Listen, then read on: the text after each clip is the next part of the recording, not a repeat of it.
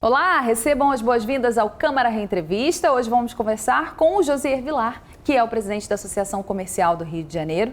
Médico de formação, ele construiu uma trajetória sólida de gestão empresarial e lidera uma das entidades mais tradicionais do país. Vamos falar sobre esse caminho. Josier, obrigada por nos receber aqui no edifício sede da Associação Comercial.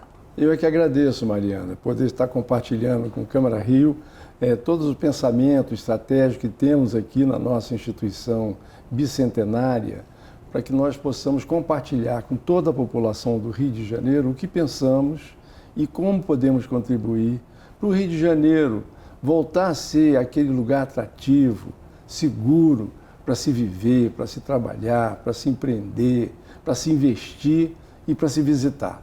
Esse é o nosso propósito e eu fico muito feliz de poder compartilhar com todos que nos ouvem e que nos veem. Vamos começar falando então desse prédio que é uma joia aqui no centro do Rio. Ele foi inaugurado em 1940 com toda a pompa e circunstância, presença inclusive do presidente Getúlio Vargas. É verdade, Mariana. Você sabe que esse ano de 2025 nós estamos completando 100 anos da grande evento que teve em Paris sobre a arte decorativa, que deu a denominação de Art Deco posteriormente. Este prédio que nós estamos é uma joia da Art Deco brasileira. O Rio de Janeiro é o principal local de Art Deco do Brasil, é onde tem mais prédios de arte decorativa aqui. Este é um ícone da Art Deco. Ele foi realmente construído em 1940. Você sabe que aqui funcionava nesse terreno, funcionava o Banco do Brasil. E nós funcionávamos, a Associação Comercial, aonde é hoje o Centro Cultural do Banco do Brasil. 1º de março, 66. Na 1º de março, 66. Nós, então, trocamos, por pedido do presidente Getúlio Vargas, nós saímos da 1º de março, 66, o Banco do Brasil derrubou a sede que tinha aqui e construiu esse prédio. Então, nós permutamos o prédio nosso e ficamos fora de lá durante 3 anos, até que em 1940 esse prédio ficou pronto. Nós viemos para cá e o Banco do Brasil já tinha se instalado no nosso lugar, onde é hoje o Centro Cultural do Banco do Brasil. Então, ele tem uma história muito rica, não somente arquitetônica, de conteúdo, de tomadas de decisões. Este prédio talvez guarde a memória das principais decisões políticas do Brasil do século XX. Curiosa essa história, gostei de saber. Agora, aqui foi, como você disse, o palco de grandes discussões nacionais, mas também a Associação Comercial é muito anterior, teve outras sedes. A instituição existe desde 1809. E qual o papel que ela exerce? É uma interlocutora entre o empresariado e os governos? Como é que ela se dá? A Associação Comercial, você tem toda a razão.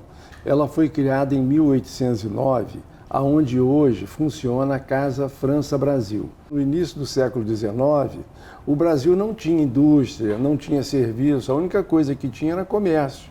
E era um comércio de troca de coisas, vinham navios, barcos de outros lugares, de outros países, chegavam ao Rio de Janeiro, ancoravam ali, onde é hoje a Casa França-Brasil, ali era a Praça do Comércio, e os comerciantes trocavam produtos, compravam, vendiam produtos. Isso foi assim durante toda a primeira metade do século XIX, e aquela Praça do Comércio se transformou no nome Associação Comercial posteriormente, mas originalmente a Associação Comercial se chamava Praça do Comércio, porque só existia comerciante. Ganhou o nome Associação Comercial, mas ela é muito mais abrangente do que o comércio varejista. Nós somos representantes do ecossistema empresarial brasileiro. Nós representamos no Rio de Janeiro, obviamente, nós representamos a indústria fabril, a indústria de serviço e a indústria do varejo, que são as lojas comerciais. Na época não existia indústria aqui. Você sabe que a indústria, ela só aconteceu no Brasil já quase ao final da primeira metade do século XIX, através do grande empresário do século XIX, que foi Irineu Evangelista de Souza, o Barão de Mauá, que eu tenho a honra de suceder, porque ele foi o terceiro presidente da Associação Comercial. Uau. E você tem toda a razão, Mariana. A Associação Comercial tem esse papel de defender o ecossistema empresarial, de proporcionar uma alavancagem de negócios em todos os segmentos empresariais possíveis e fazer aquilo que nós chamamos de advocacy, a relação entre o público e o privado. Em todas as demandas legítimas do setor empresarial, a Associação Comercial se interpõe para tentar ajudar a resolver e solucionar as demandas, que são muitas, sejam regulatórias, sejam demandas financeiras, sejam demandas de todas as características.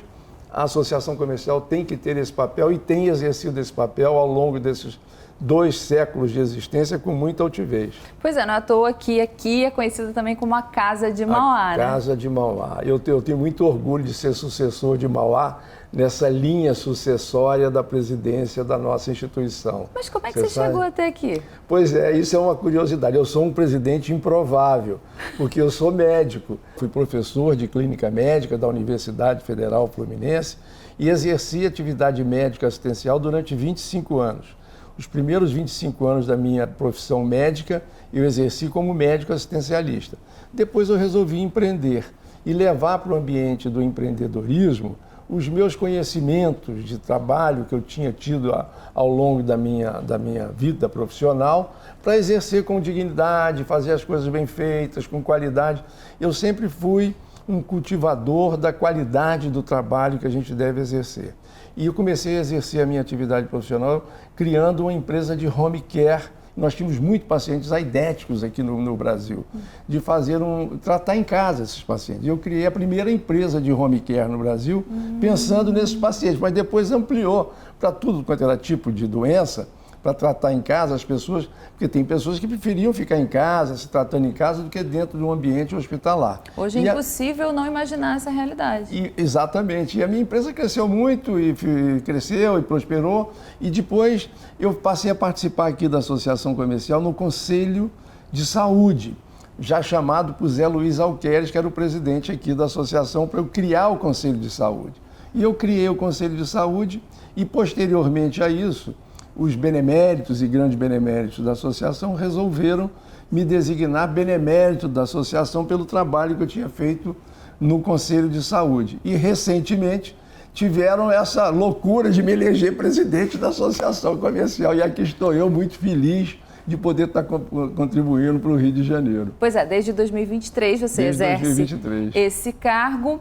E inovação é uma das marcas da sua gestão. Quais são os principais projetos que você acha que tem sua cara, sua assinatura? A minha assinatura, você vai reconhecê-la brevemente, fisicamente, que eu estou criando a loja do empreendedor, que eu estou chamando de Ninho do Empreendedor.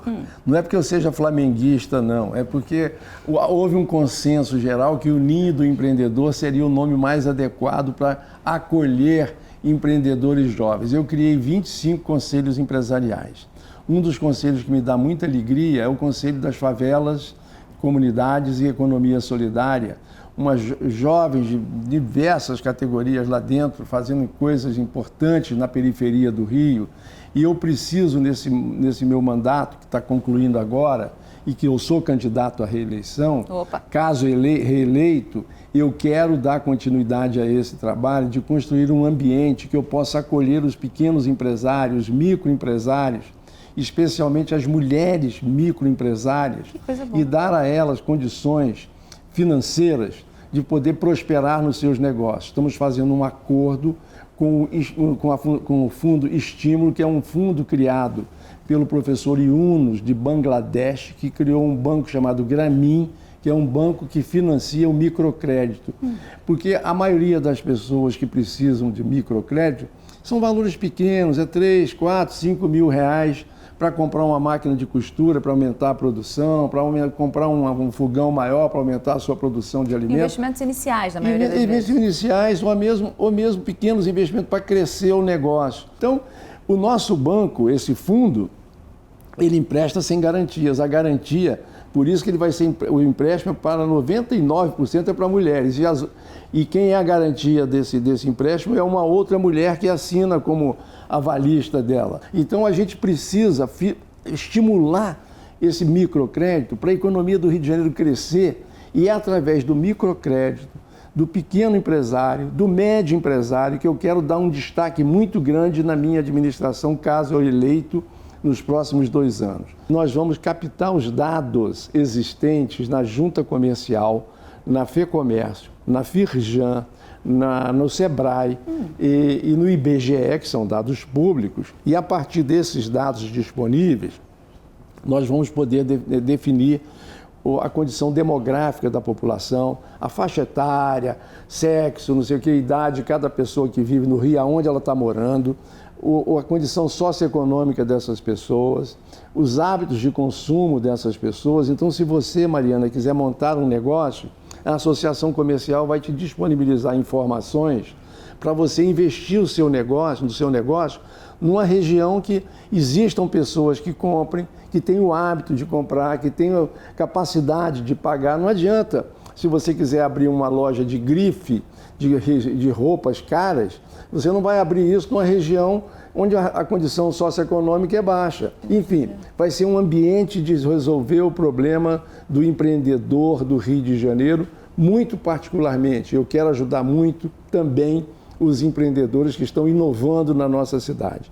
Nós temos que criar no Rio de Janeiro um ambiente de inovação, de transformação digital, que o Rio de Janeiro possa ser reconhecido nacionalmente como uma cidade, como um estado que tem inovação e transformação digital e que estamos no século XXI à frente dos demais estados brasileiros. Esse é o meu sonho e o meu legado que eu quero deixar ao final do meu mandato. Vamos continuar conversando sobre isso no próximo bloco, tá bom?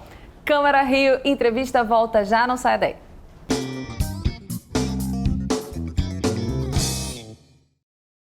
De volta com o Câmara Rio Entrevista, hoje aqui na Casa de Mauá, que é a sede da Associação Comercial do Rio de Janeiro, com o presidente Josier Vilar.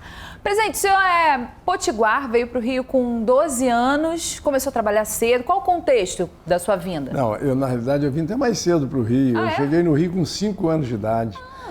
Eu nasci no Rio Grande do Norte, em Caicó, uma pequena cidade da região sertaneja do Rio Grande do Norte, a região do Seridó.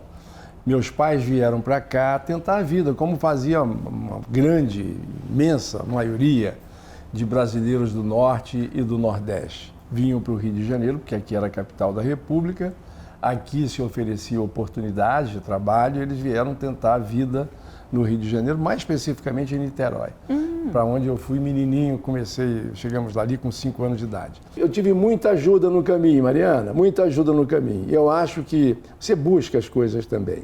E a vida, então, para nós foi muito difícil lá atrás, mas com muito trabalho, com muita dedicação, graças a Deus, nós conseguimos superar isso. Eu exerci a minha atividade médica com muita competência do ponto de vista ético, moral, e empresarialmente eu fui muito bem sucedido.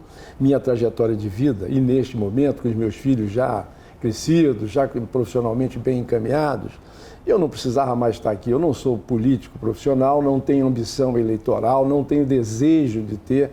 Então, eu estou aqui porque eu decidi o seguinte: eu vou retribuir para essa cidade, para esse estado, o muito que ela me deu. E eu fui muito bem acolhido aqui como nordestino, como migrante, e fui muito ajudado pelos cariocas e pelos fluminenses. Então está na hora de uma pessoa como eu, e eu conclamo todos que tenham tido a mesma trajetória. Não precisa ter tanto sofrimento como eu tive lá atrás, não. Tem uma trajetória exitosa, profissional, que acolham também, que possam retornar para a cidade, para o estado, adotando do ponto de vista de uma adoção de pessoas que queiram estudar, que queiram trabalhar, permitam que pessoas mais simples, mais pobres, pobres possam galgar posições de destaque na sociedade. Cabe a nós, empresários, reduzir esse gap, reduzir esse ato tão grande entre a pobreza e a riqueza, para que a sociedade viva melhor.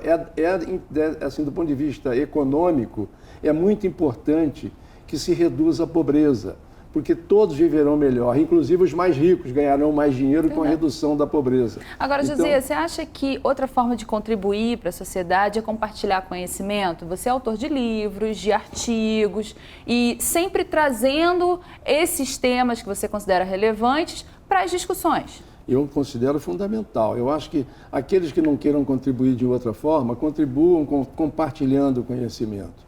É o que eu estou te dizendo. Eu sou muito grato às pessoas que compartilharam comigo ao longo da minha vida o seu conhecimento, o seu tempo. É um aprendizado contínuo. As pessoas, sempre é possível aprender alguma coisa com alguém. Compartilhar conhecimento não é só de quem sabe mais para quem sabe menos. É um compartilhamento, é um sentido, é uma via de mão dupla. É uma obrigação moral de todos nós, muito particularmente daqueles que tiveram sucesso empresarial, que tem que compartilhar, mas com o olhar de querer ouvir o que o outro tem a dizer. Porque é muito comum também a gente chegar e falar, mas não está dando muita atenção ao que o outro está falando, ou quer impor um ponto de vista de uma forma top-down.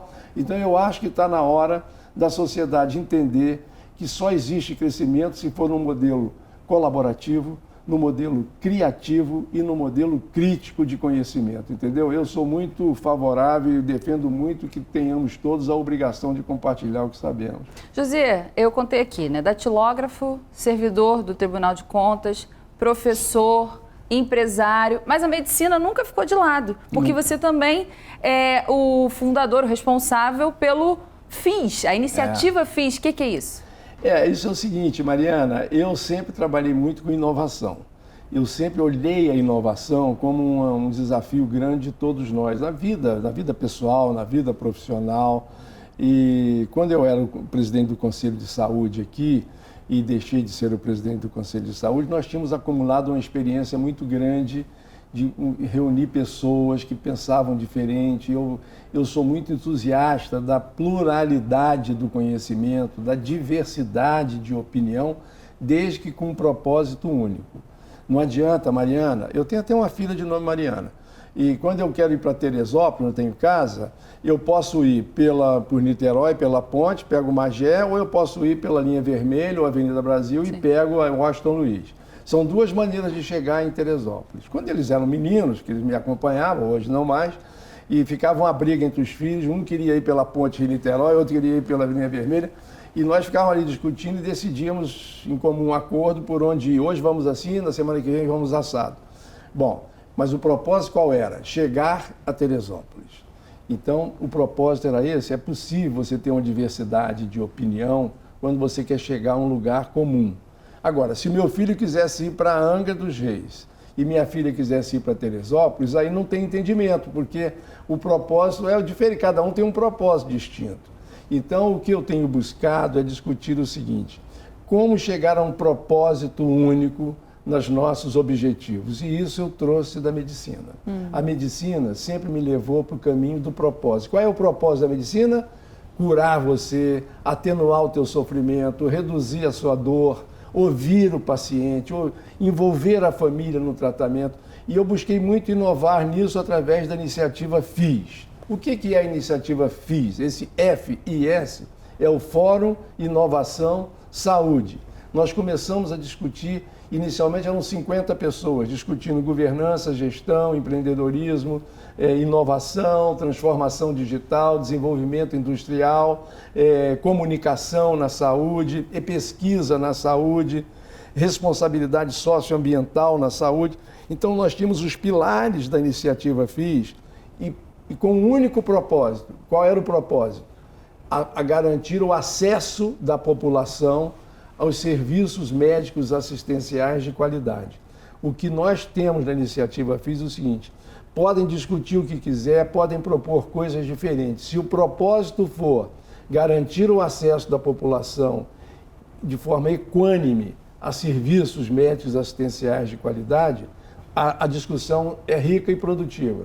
É claro que tem rico e tem pobre. Tem hospitais muito ricos, que os ricos têm plano de saúde rico, caro e pode ir para lá. Não tem problema. A vida é assim, o mundo é assim e vai continuar assim.